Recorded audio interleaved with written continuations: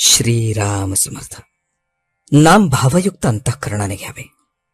मला आज देवाची गरज अशी वाटत नाही हे खरे, पण ती कशी वाटेल याचा तरी आपण विचार करावा. भागवत चिंतनाने नामाने ही गरज भासू लागते. गरज इतकी भासली पाहिजे की अन्न पाणी सुद्धा गोड लागू नये. जितकी आग जोराची तितका पाण्याचा मारा जास्त हवा. तसे जितकी देहबुद्धी बळकट तितका नामाचा जोर अधिक पाहिजे. नामात प्रेम नाही म्हणून ते घेण्याचे सोडू नये. पाण्यात पडल्यावर पुढे पोहायला येते.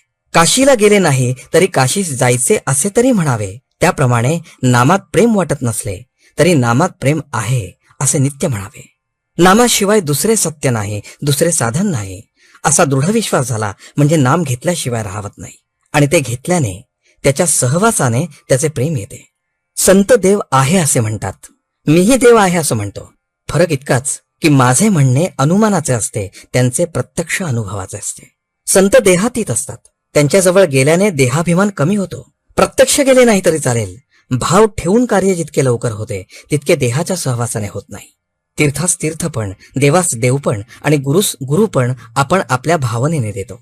तीर्थास जाऊन जर आपण याने निष्पाप होऊ अशी भावना असली तरच मला तीर्थाचे स्नान होईल, नाहीतर मला ते नुसते पाणीच आहे. थोडक्यात म्हणजे सर्व काही भावनेत आहे. नाम हे भाव उत्पन्न करते. भावयुक्त अंतःकरणाने आपण नाम घेतले म्हणजे आपले काम शीघ्र होते. साधूंची अगर संतांची लक्षणे आपल्या अंगात ती बाणून घेण्याकरता सांगितली आहेत, परंतु त्या लक्षणांवरून साधू ओळखता येणार नाही. साधू होऊनच त्याला ओळखले पाहिजे. प्रापंचिकाला त्याला ओळखायचे असेल तर त्याने आपल्यावर त्याच्या संगतीचा काय परिणाम झाला हे पाहावे. म्हणजे आपल्यावरूनच त्याला ओळखायचे. आपल्या मनाला काही वेळ तरी शांती मिळाली, आपला मीपणा थोडा तरी कमी झाला, मन निर्विषय झाले, निदान निर्विषय राहावे असे वाटू लागले तर ते साधूचे स्वरूप आहे असे समजावे. साधू सर्वांभूती भगवत भाव म्हणजे सर्वत्र मीच आहे असे पाहतात. त्यामुळे सर्वांवर ते प्रेम करतात.